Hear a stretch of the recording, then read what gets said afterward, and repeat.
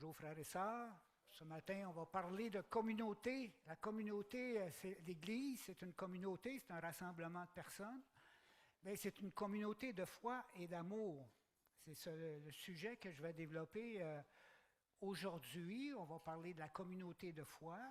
Puis dans 2 semaines, on va parler de la communauté d'amour. Qu'est-ce que c'est une communauté de foi? Qu'est-ce que c'est une communauté d'amour? On va réfléchir sur ces 2 thèmes-là qui proviennent de l'Épître aux Colossiens.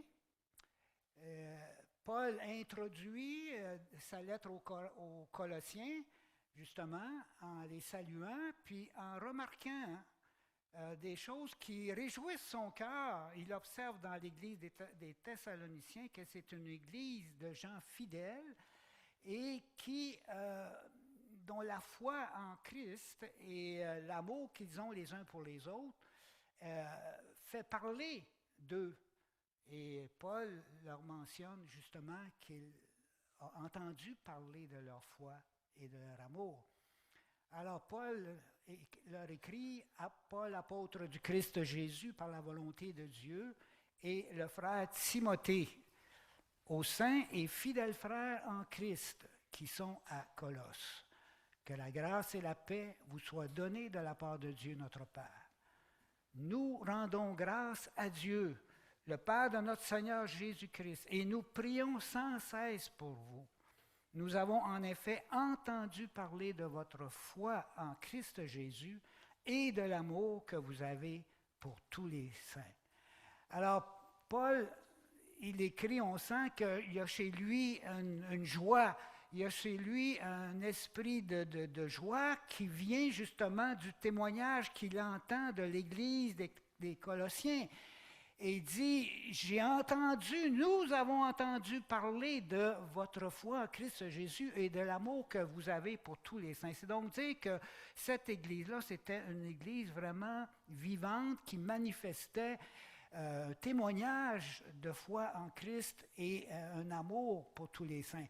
Et ça porte l'apôtre Paul à rendre grâce à Dieu pour l'état spirituel dans lequel se trouve l'Église de Colosse. Mais vous savez, ça, c'est une observation qui revient souvent dans les écrits de Paul. Un autre épître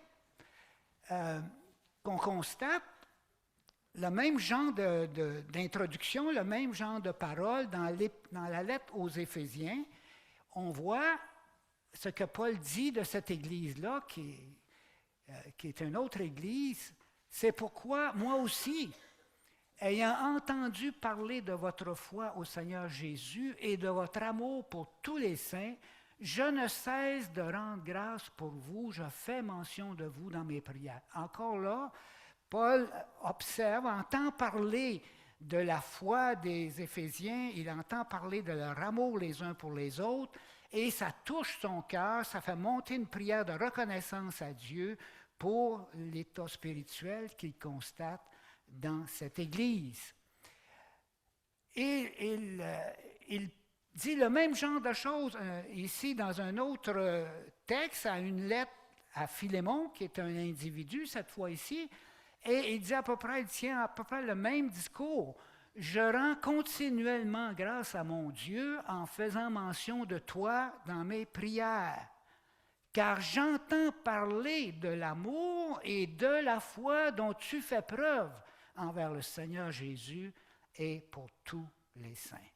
Alors, qu'est-ce qu'on voit dans ces paroles, dans ces choses que l'apôtre Paul observe, qui le rendent heureux, puis qui lui font faire des actions de grâce, soit pour des individus, soit pour les églises, c'est de constater que ces personnes-là ont un témoignage chrétien authentique. Hein? L'essence, en fin de compte, ce que je déduis de ces textes-là, c'est que la foi et l'amour, c'est l'essence, c'est le cœur du témoignage chrétien. Et c'est ce que les apôtres regardaient dans la vie des personnes, et c'est ce que les apôtres regardaient dans la vie des églises. Quel est l'état de la foi de ces églises? Quel est l'état de l'amour que les gens ont les uns pour les autres dans cette église? Puis c'est la même chose pour les individus. Ils regardaient à ces individus et ils constataient dans les croyants leur état spirituel en regardant où ils en étaient au niveau de leur foi et de leur amour pour les autres croyants. Donc, c'est quelque chose de très important pour l'apôtre Paul. Et ce qu'on va faire aujourd'hui, c'est qu'on va regarder le côté de la foi, l'aspect de la foi. L'Église comme une communauté de foi, puis on va s'interroger sur 3 points. On va regarder 3 points que j'aimerais partager. La communauté de foi, il y a 3 aspects du mot foi à considérer. Premièrement, la foi, on va regarder la foi dans les Écritures qui est décrit comme la foi en tant qu'un ensemble de croyances, des vérités transmises par les apôtres. Ça, c'est le fondement de la foi. Ça, c'est un premier point que quand on discute de la foi, c'est un aspect de la foi qui est mentionné dans l'Écriture, la foi en tant que fondement des églises, en tant que fondement de la foi des individus. La foi en tant qu'un ensemble de croyances, de vérités transmises par les apôtres. Le deuxième point qu'on va aborder, c'est la foi. On va regarder maintenant la foi sur un plan plus personnel, la foi en tant que réponse personnelle, l'accueil que l'on donne à l'Évangile, la foi que l'on place dans l'Évangile, que l'on place en Jésus. La foi en tant que réponse personnelle à l'Évangile. Puis, troisième point que j'aimerais qu'on regarde ce matin, c'est ce qui caractérise une foi véritable, la foi véritable. Alors, on y va avec ça. Premièrement, le fondement de notre foi, c'est un ensemble de vérités transmises par les apôtres. C'est très important de comprendre ça, qu'en tant que communauté de foi, on n'a pas une foi en n'importe quoi. On n'a pas une foi que nous allons définir. C'est quoi l'objet de notre foi? C'est quoi les vérités? C'est quoi les croyances que nous avons à croire? Ces croyances-là, ces vérités-là, nous ont été transmises par les apôtres et la foi de la communauté chrétienne, la foi des églises, la foi des croyants, elle repose sur un fondement qui vient de Dieu à travers les apôtres. Il y a un processus de transmission des vérités de la foi, des croyances de la foi. Et ce qu'on constate par quelques versets qu'on voit dans les Écritures, ici, comment Paul parle justement de ce corps de vérité qu'il faut croire pour être vraiment dans la foi. Il dit aux Éphésiens, aux croyants d'Éphèse, il dit, votre Église, vous avez été édifiés sur le fondement des apôtres et des prophètes.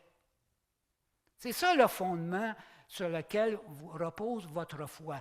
Les vérités qui vous viennent des apôtres et des prophètes. C'est le fondement de votre foi. Et dans l'épître de Jude, on voit la façon qu'il exprime ça, qu'il y a vraiment un corps de vérité qui a été transmis et auquel on doit se tenir. Et on ne doit pas dévier si on veut rester dans la foi. Bien-aimés, comme je désirais vivement vous écrire au sujet de notre salut commun. Et il parle de notre salut commun. Qu'est-ce qui nous unit?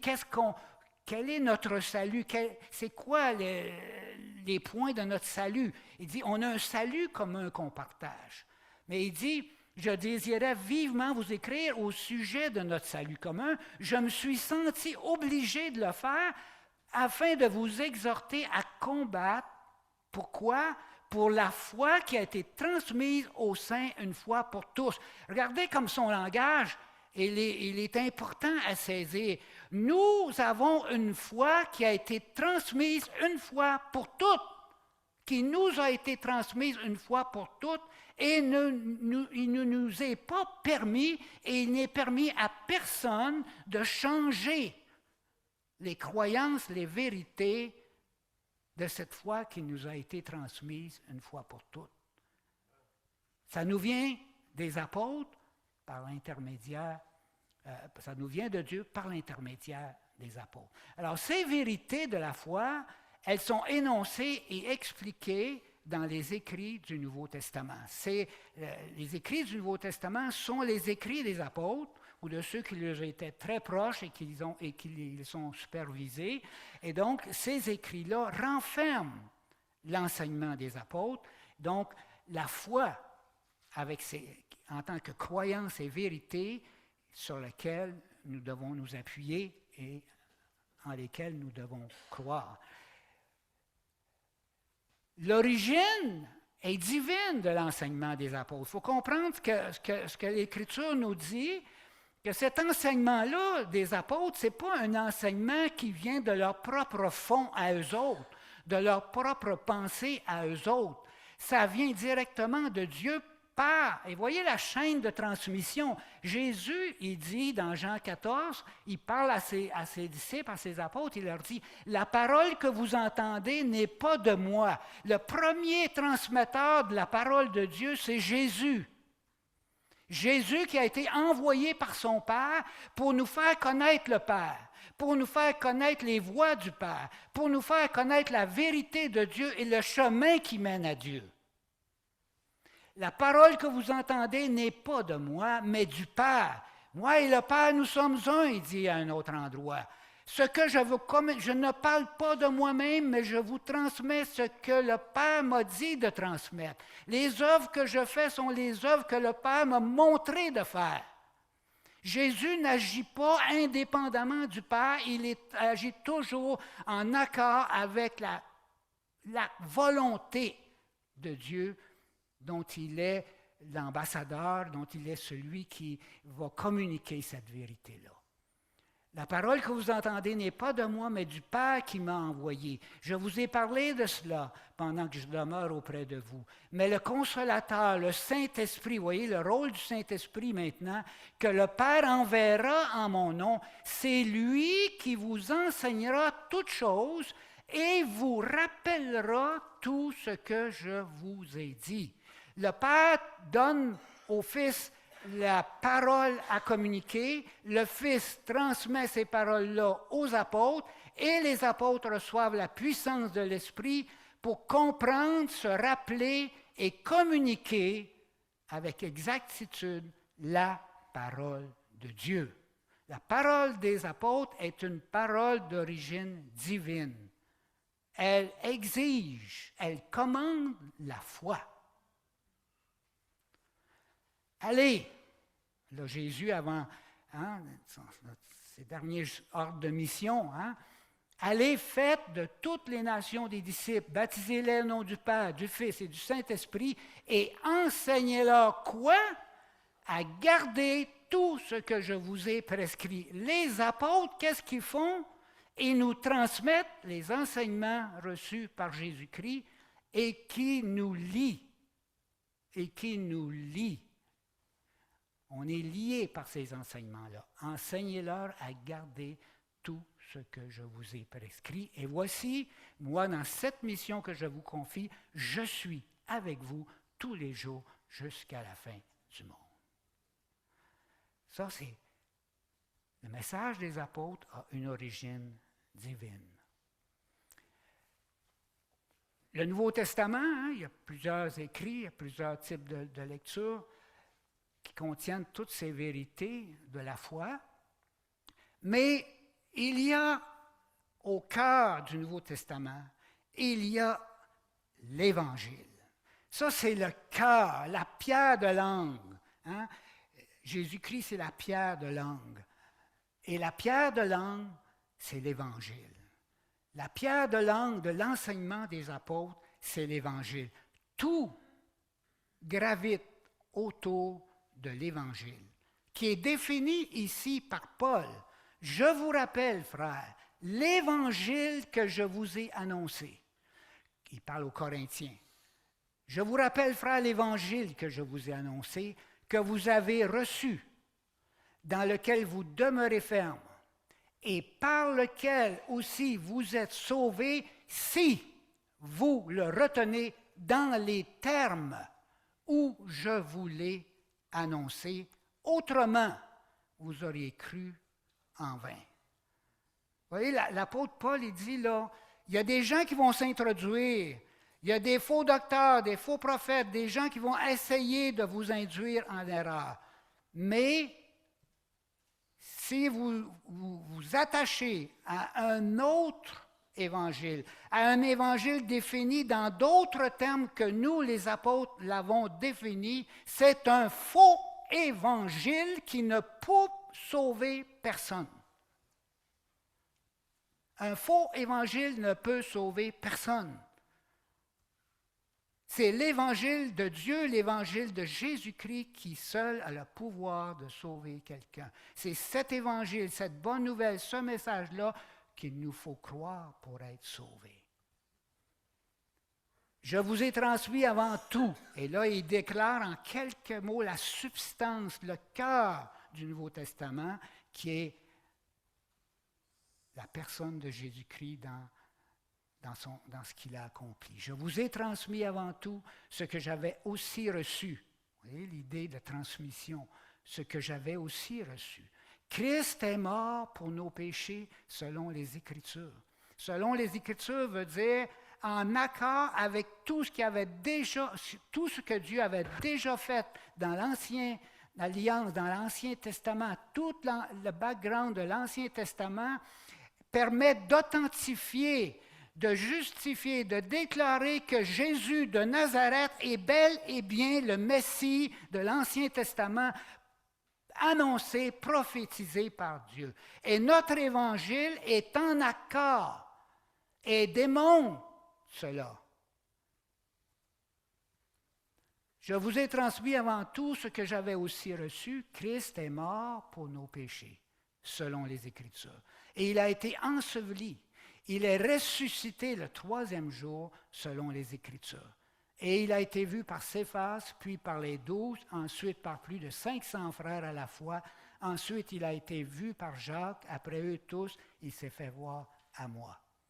Ça, c'est le cœur de l'Évangile. La mort du Seigneur Jésus pour nos péchés. L'affirmation que dans la mort de Jésus sur la croix, c'est là que se trouve le pardon des péchés de tout homme, de toute personne. Et il est ressuscité, le Seigneur. Il est vivant, il est monté au ciel et il a donné un ordre de mission. Aller par toute la création, proclamer cette bonne nouvelle du salut en Jésus-Christ. Ainsi donc, que ce soit moi, que ce soit eux, en parlant des autres apôtres, voilà ce que nous prêchons et c'est ce que vous avez cru. C'est ça l'objet de votre foi qui vous sauve. Si quelqu'un vient à vous avec un autre évangile, ne le recevez pas. C'est clair ça? Maintenant, la communauté de foi, le deuxième point qu'on va regarder, on vient de voir le fondement qui nous est donné par les apôtres et le cœur qui est l'Évangile. Maintenant, la foi en tant que réponse personnelle, l'accueil que l'on donne à l'Évangile. Parce que c'est une bonne nouvelle qui nous est annoncée, mais elle n'est pas simplement pour nous donner une information, mais pour nous inciter, pour nous appeler, pour nous demander, et même la Bible dit pour nous commander de croire en l'Évangile. Ce que Dieu veut, c'est que nous croyions à cet Évangile. Il a envoyé son Fils dans le monde pour que nous croyions. Et c'est dans la foi que l'Évangile, que tout ce que Jésus-Christ a accompli pour nous, devient nôtre. C'est quand moi je fais l'accueil de l'Évangile. C'est quand moi je dis oui, cet Évangile, cette bonne nouvelle du Seigneur qui est mort pour moi, que mes péchés sont pardonnés, qui me donne la vie éternelle, j'accueille cette nouvelle dans mon cœur. Je place mon entière confiance pour mon éternité, pour ma relation avec Dieu, je la place en Jésus-Christ. Ça, c'est la foi. Okay? L'accueil que l'on donne à l'Évangile. Car Dieu a tant aimé le monde qu'il a donné son Fils unique. Dans quel but? Afin que quiconque croit en lui ne périsse pas. Nous devons donner une réponse. Une réponse de foi. Et en dehors d'une réponse de foi, vous savez pourquoi? Parce qu'il est impossible, nous dit Hébreux 11, verset 6, sans la foi, il est impossible de plaire à Dieu. Vous savez, la faute d'Adam et Ève, c'est de ne pas avoir cru. Et ça a entraîné la mort. Notre faute à nous, c'est de ne pas croire en l'Évangile. Et ça nous conduit à la perdition éternelle qui déjà repose sur nous. Le seul moyen de sortir, de dissoudre la condamnation, la culpabilité de nos péchés, puis d'être sauvés, c'est de venir à Christ pour inverser ce qu'Adam et Ève ont fait, entraînant l'humanité à leur perte. Mais Jésus est venu pour entraîner l'humanité au salut, à la communion, à la gloire éternelle. Il a donné son Fils unique afin que quiconque croit en lui ne périsse pas, mais qu'il ait la vie éternelle. Celui qui croit en lui n'est pas jugé. Wow, c'est fort ça. Mais celui qui ne croit pas est déjà jugé parce qu'il n'a pas cru au nom du Fils unique de Dieu. Imaginez, rejeter l'Évangile, rejeter le Christ, c'est dire, moi, je veux rester sous la condamnation de Dieu, sous la colère de Dieu. C'est ça que ça vient à dire. Celui qui ne croit pas Dieu, celui qui ne croit pas le témoignage que Dieu nous donne de ce qu'il a fait en envoyant son Fils, celui qui ne croit pas Dieu, c'est comme s'il lui disait, « Tu es un menteur. Non, moi là, je ne veux rien avoir à faire avec ton Fils. Je ne peux pas être sauvé par lui. Je vais suivre mes propres voies. J'ai mon propre salut. J'ai ma propre religion. » Celui qui ne croit pas Dieu, c'est comme s'il est en train de dire Dieu est un menteur, de nous dire qu'on peut être sauvé en son Fils Jésus. Et il le fait menteur puisqu'il ne croit pas au témoignage que Dieu a rendu à son Fils. Et voici ce témoignage. Dieu nous a donné la vie éternelle et cette vie est dans son Fils. Voilà la déclaration de Dieu. Il nous a donné la vie éternelle en son Fils Jésus.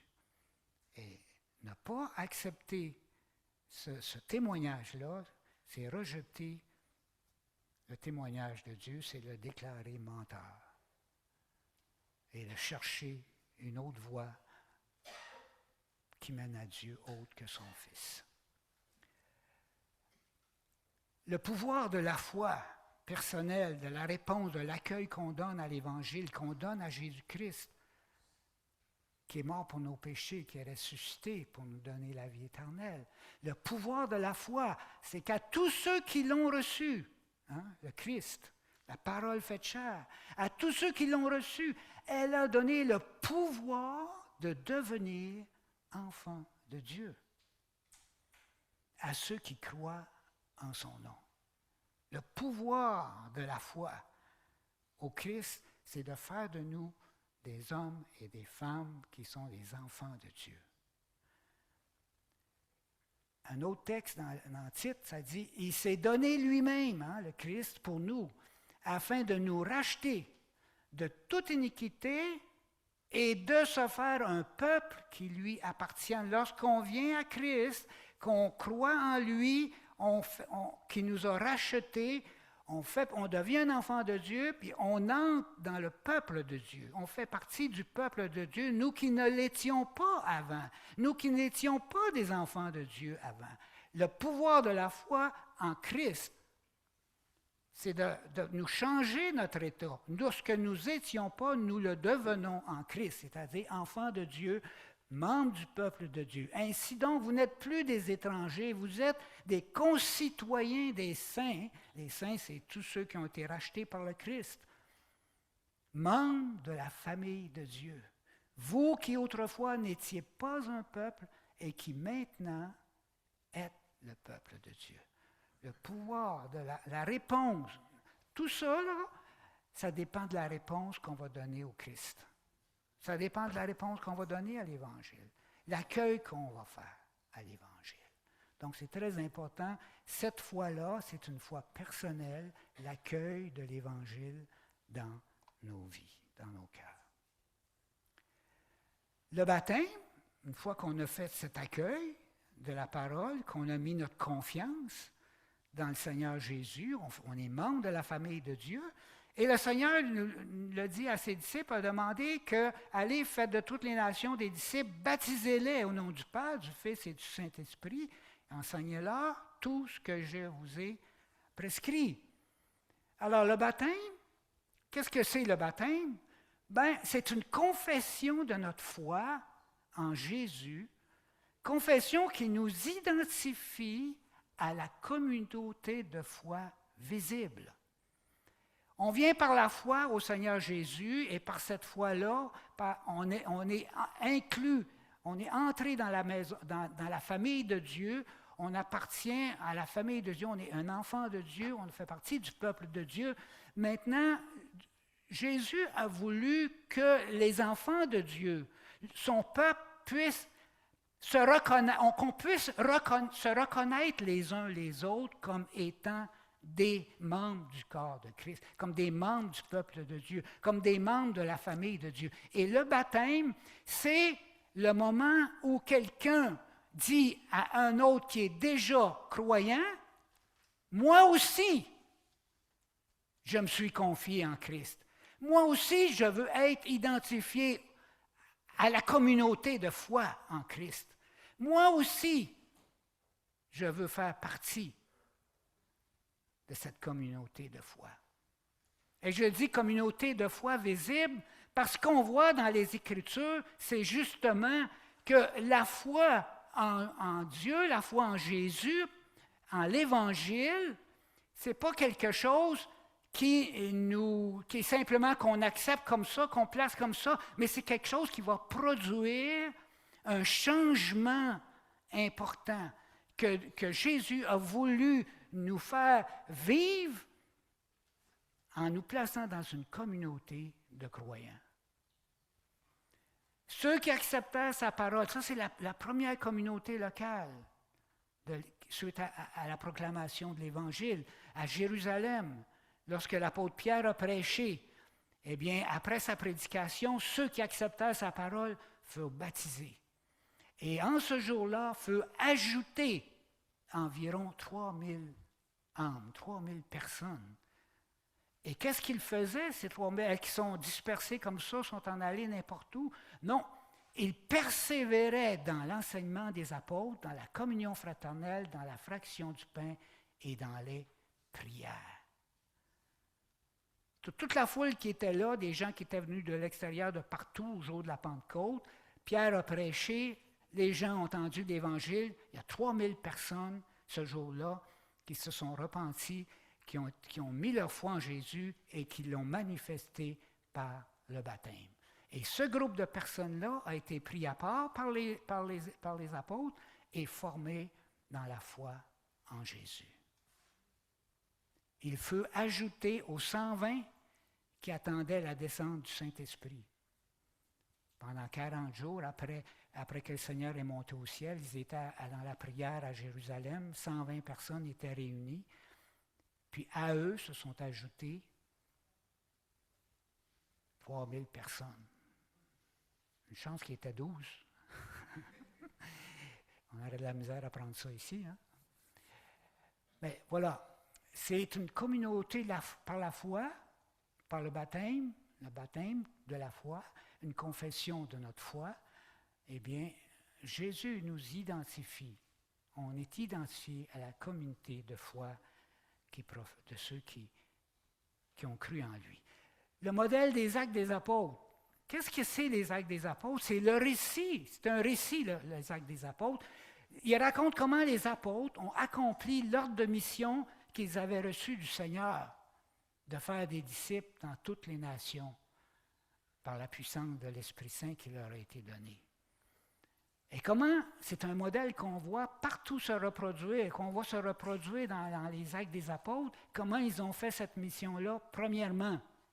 en prêchant la repentance envers Dieu et le pardon des péchés accordé en Jésus à ceux qui croient.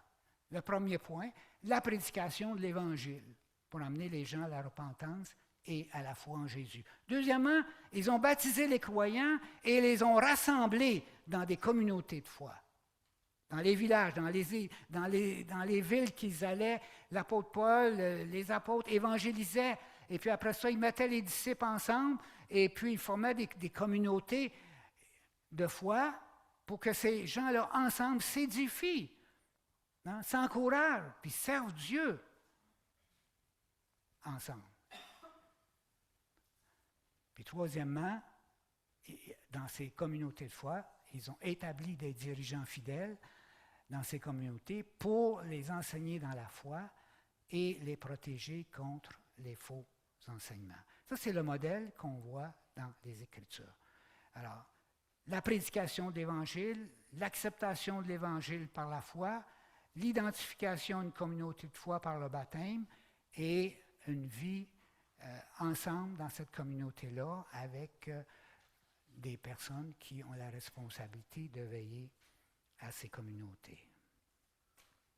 Maintenant, donc, on a vu la foi en tant que fondement, transmis par les apôtres, la foi en tant que réponse personnelle, et maintenant, qu'est-ce qui caractérise la foi véritable? C'est important de regarder ça maintenant, parce que la foi véritable, elle s'accompagne d'un changement envers Dieu et envers le monde. Pas n'importe quelle foi, ce n'est pas simplement une foi du bout des... Ce n'est pas simplement une connaissance que nous avons, ce n'est pas simplement une confession du bout des lèvres. C'est plus que ça. La foi dont il est question implique une repentance envers Dieu. Une repentance envers Dieu, ça veut dire qu'on se repent d'avoir marché sans Dieu jusqu'à maintenant. Votre foi en Dieu s'est fait connaître en tout lieu à tel point que nous n'avons pas besoin d'en parler. On raconte à notre sujet, hein, l'apôtre Paul, il raconte comment les Thessaloniciens ont accueilli l'Évangile. On raconte à notre sujet quel accès nous avons eu auprès de vous et comment vous vous êtes convertis à Dieu en vous détournant des idoles pour servir le Dieu vivant et vrai et pour attendre des cieux son Fils qu'il a ressuscité d'entre les morts, Jésus qui nous délivre de la colère à venir. Deux choses, la repentance envers Dieu, hein, converti à Dieu en vous détournant des idoles. On laisse nos idoles qu'on avait dans le monde. On laisse toutes ces choses dans lesquelles on mettait notre confiance pour assurer notre bonheur, notre vie et peut-être même gagner des mérites aux yeux de Dieu, qu'on essaie de gagner notre salut. Nos idoles, on doit les abandonner. Ça, c'est la première, c'est la chose qui vient avec, qui accompagne une foi véritable. Vous êtes convertis à Dieu en vous détournant des idoles pour servir le Dieu vivant et vrai et pour attendre des cieux son Fils. Et ça nous donne une vision à long terme. C'est une vision du monde. Quand on vient à Christ, Christ est venu nous donner une vision du monde, une compréhension de qui nous sommes dans le monde, une compréhension du plan de Dieu, une compréhension de ce qui s'en vient pour que nous vivions selon cette vision biblique du monde, que nous abandonnions la vision qui vient du monde, mais qu'on ait une vision du monde telle que Dieu le voit. Un monde qui s'en va à sa destruction et un monde qui va être renouvelé par les nouveaux cieux, la nouvelle terre. Et c'est ça ce que nous attendons, nous, des cieux. Et notre vie est axée. La foi dit que notre vie est axée vers ce point d'horizon. Nous vivons pour ce moment-là. Alors, c'est des choses qui, peut-être, au début de la vie chrétienne, nous sont pas claires ou nous sont pas encore très enracinées. Mais dans le développement de notre vie chrétienne, de notre foi, ce sont des vérités qui vont devenir de plus en plus évidentes, fortes et qui vont nous donner la direction dans nos vies, une vision pour nos vies.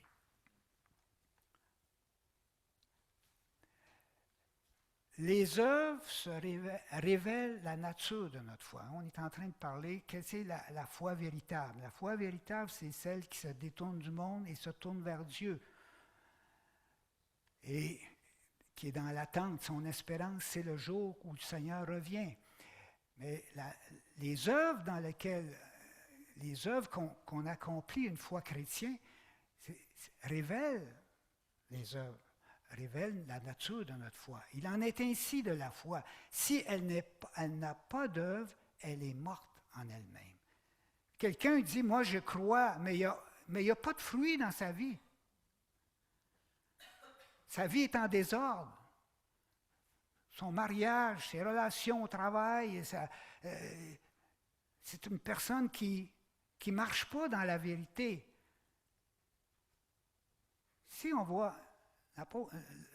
Jacques dit, si elle n'a pas d'œuvre, elle est morte cette foi-là. Est-ce que c'est vraiment une foi selon Dieu? On voit qu'il y a des fausses confessions de foi. Puis on va le voir dans l'Église, des fausses confessions de foi. Nous nous souvenons, et Paul écrit aux Thessaloniciens, il a dit, nous nous souvenons sans cesse devant Dieu notre Père de l'œuvre de votre foi. Nous nous souvenons de l'œuvre de votre foi. Vous voyez, cette foi que les Thessaloniciens avaient, eux qui se sont détournés de leurs idoles pour se tourner vers Dieu puis attendre des cieux le Fils de Dieu qui revient, eh bien, ils ont manifesté dans leur vie, les Thessaloniciens, qu'ils s'étaient vraiment détournés de Dieu parce que leur foi a produit des œuvres. Pardon? Oui, c'est ça. Les œuvres qui sont les œuvres de Dieu, l'œuvre de votre foi. Une foi vivante et agissante au service du plan de Dieu, c'est ça ce que Dieu, c'est ça la vraie foi. C'est par la foi. Parce que puis tout le chapitre 11 des Hébreux nous décrit des hommes et des femmes de foi. Et la phrase qui revient continuellement, c'est par la foi que ils ont fait telle ou telle chose, participant ainsi au développement du plan de Dieu pour nous amener jusqu'au Messie. Et la foi qui sauve, la véritable foi, c'est celle qui est accompagnée justement de ce désir profond de ne plus vivre pour soi-même, mais pour Dieu, pour la volonté de Dieu, pour le plan de Dieu. Quelles sont les œuvres que Dieu a préparées d'avance pour que je vive pour lui et que j'accomplisse ces œuvres-là? Et ces œuvres-là, ça peut être beaucoup de choses, soit dans nos relations de couple, de famille, soit dans l'Église, etc. Peu importe, on a tous quelque chose à accomplir pour faire progresser l'Évangile, pour faire progresser le plan de Dieu. C'est par la foi que Noé construisit, c'est par la foi qu'Abraham obéit et partit, c'est par la foi que Moïse, etc., etc. C'est par la foi que... Qu'est-ce que, Seigneur, tu me demandes de faire par la foi? Hein?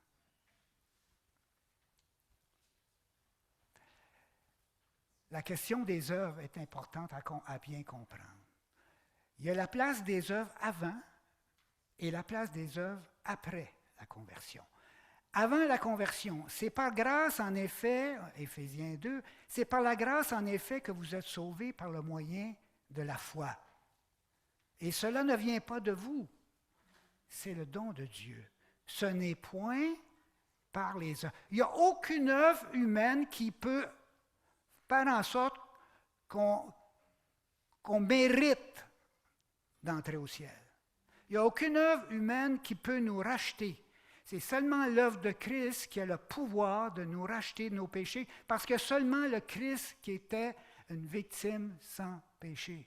Nous sommes tous souillés par le péché. Nous ne pouvons pas offrir une telle offrande de nos vies à Dieu pour notre salut.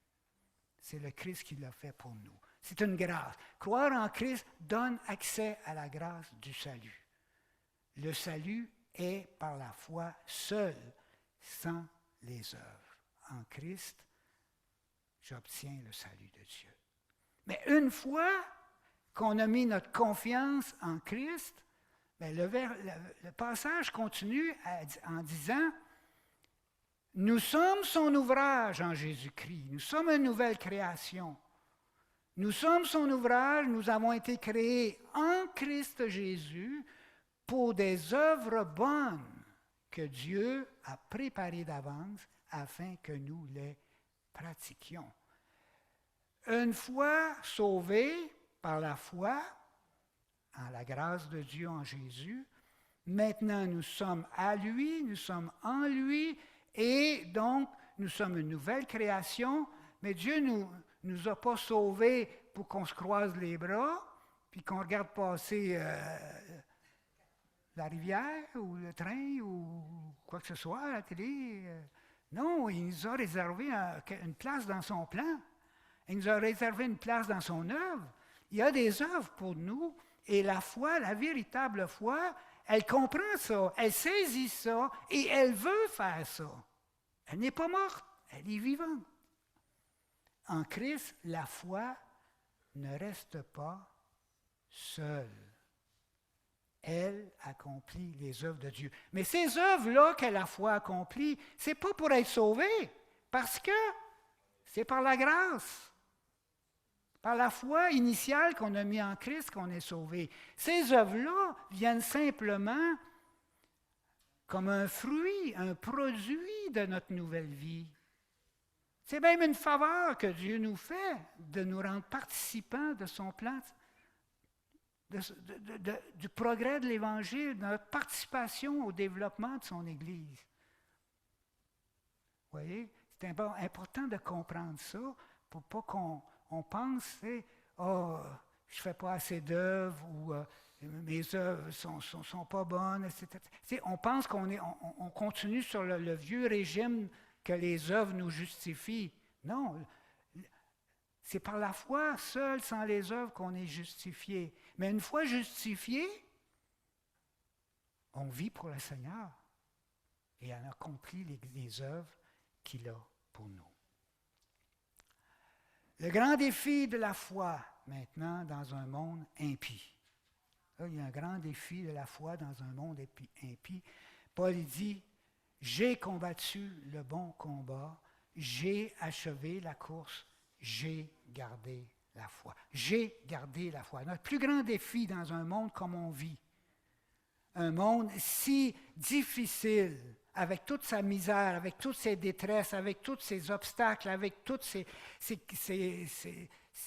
opposition, l'adversité, tout ce qui arrive et qui s'en va en empirant quand on regarde l'état du monde, eh bien, le défi, ça va être de garder la foi jusqu'à la fin. L'apôtre Paul, il dit, j'ai combattu le bon combat, celui de la foi, j'ai achevé la course que le Seigneur m'avait confiée pour accomplir son œuvre, j'ai gardé la foi. Désormais, il dit, la couronne de justice m'est réservée. Il va y avoir ma récompense pour ça qu'il dit. Pas récompense dans le sens que je vais m'avoir acquis mon salut. Non, récompense dans le sens que lui qui a été sauvé par le Christ, en plus, parce qu'il a servi le Seigneur, il va avoir des bénédictions de la part du Seigneur pour la vie qu'il aura consacrée à Dieu. Mais ça n'a rien à voir avec le salut par les œuvres. La persévérance dans la foi va révéler la vraie foi, les vrais croyants. La persévérance dans la foi révèle les vrais croyants. L'apôtre Jean, il dit, ils sont sortis de chez nous. Des gens qu'on pensait vraiment des croyants. Ils sont sortis de chez nous, mais ils n'étaient pas des nôtres. Ce n'est pas toujours facile à identifier le baptême. Oui, on baptise les gens, on les prend dans la communauté, mais c'est seulement Dieu qui sait au fond du cœur si ce baptême, cette confession qui a été faite, elle est authentique. Et puis dans la parabole du semeur, dont la semence tombe dans différents sols, on voit bien que Jésus nous a enseigné qu'il y a plusieurs façons de recevoir la parole, mais c'est seulement celle qui persévère jusqu'à la fin et qui finit par produire son fruit, qui est la véritable semence, qui est le véritable cœur qui a mis sa confiance en Dieu.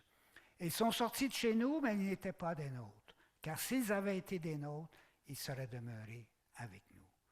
Mais de la sorte, il est manifeste que tous ne sont pas des nôtres. Alors ici, l'apôtre Jean il dit, oui, il y a des gens qui vont être identifiés aux croyants, à l'Église, mais qu'à un moment donné, on va voir que ce ne sont pas vraiment des croyants. Ça peut prendre du temps, mais c'est quelque chose qui peut se produire. Parce que c'est la persévérance dans la foi qui révèle l'authenticité de la foi. Quant à nous, il dit dans Hébreux 10, 36, quant à nous, nous ne sommes pas de ceux qui se retirent pour se perdre. On ne fait pas partie de cette catégorie-là. L'écrivain de l'Épître aux Hébreux, il parle de ces choses-là, puis il dit, mais vous, là, je ne pense pas que vous êtes dans cette catégorie-là. Nous ne sommes pas dans la catégorie de ceux qui se retirent pour se perdre. Il écrit ça, l'auteur de l'Épître aux Hébreux, à ses lecteurs. Il y a cette conviction qu'ils ne sont pas dans cette catégorie. Mais il a dit, mais vous êtes de ceux qui croient pour sauver leur âme. Vous êtes de ceux qui ont réellement cru. Vous êtes de ceux qui ont réellement accepté l'Évangile de tout votre cœur. Et votre persévérance le démontre. Et c'est ça ce que le Seigneur nous demande, de persévérer jusqu'à la fin. L'importance maintenant je termine avec ça, l'importance de participer fidèlement, activement à une communauté de foi. C'est la façon, le modèle, la façon, les principes, les pratiques que les apôtres ont institués pour que les croyants soient affermis dans leur foi. Hébreux 10, versets 23-25. Confessons notre espérance sans fléchir, notre espérance qu'en Jésus-Christ, nous avons la certitude de notre salut, de la vie éternelle, du pardon de nos péchés. Car celui qui a fait la promesse est fidèle. On ne peut pas dire, c'est pas vrai, je ne l'aurai pas. Dieu n'est pas menteur. Il nous a promis. Veillons les uns sur les autres pour nous inciter à l'amour et aux œuvres bonnes. Veillons les uns sur les autres. Si moi je suis tout seul dans mon coin, comment quelqu'un peut-il veiller sur moi et moi veiller sur lui? En n'abandonnant pas notre assemblée. Et qu'est-ce qu'il veut dire ici? Ce n'est pas l'idée que nous allons changer d'assemblée pour aller désormais être dans une autre assemblée. C'est des choses qui peuvent se produire, des changements d'assemblée. Quelqu'un déménage, change de travail, s'en va au loin, eh bien, ça se peut fort bien qu'il change d'assemblée. Il y a d'autres raisons moins bonnes de changer d'assemblée, mais ce n'est pas de ça qu'on parle ici. Ce qu'on parle ici, c'est l'idée, n'abandonnons pas notre assemblée, c'est-à-dire, ne cessons pas de participer aux réunions de l'Église. C'est là le sens de cette idée. N'abandonnons pas notre assemblée. N'abandonnons pas de nous rassembler les uns avec les autres. N'abandonnons pas cette rencontre régulière des croyants en communauté pour célébrer leur foi, leur Seigneur. C'est ce qu'on fait le dimanche matin. N'abandonnons pas notre assemblée, c'est-à-dire de participer aux réunions de l'Église, comme c'est la coutume de quelques-uns. Il y avait des problèmes dans ce temps-là avec la régularité, la persévérance et la participation des croyants à ceux qui dans les assemblées. Mais exhortons-nous mutuellement, et cela d'autant plus que vous voyez le jour s'approcher. Parce que plus le jour approche, plus en même temps la pression va augmenter sur les croyants. Et comment on va traverser cette pression-là? Comment on va traverser tout ce qu'on va traverser? c'est en se rencontrant, puis en s'exhortant, puis en se fortifiant, puis en étant membre actif de notre assemblée. On a un rôle mutuel d'encouragement. Alors voilà, c'est les 3 points importants. La foi, nous avons un fondement de foi sur lequel nous appuyer. Nous avons une foi à mettre personnellement dans la parole de Dieu.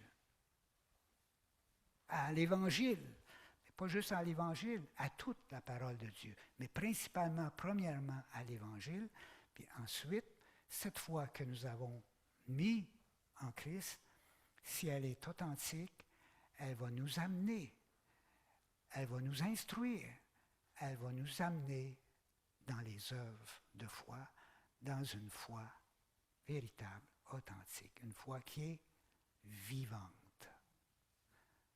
Seigneur Jésus, merci de ce don de toi à la croix. Merci de l'œuvre que tu as accomplie pour chacun de nous.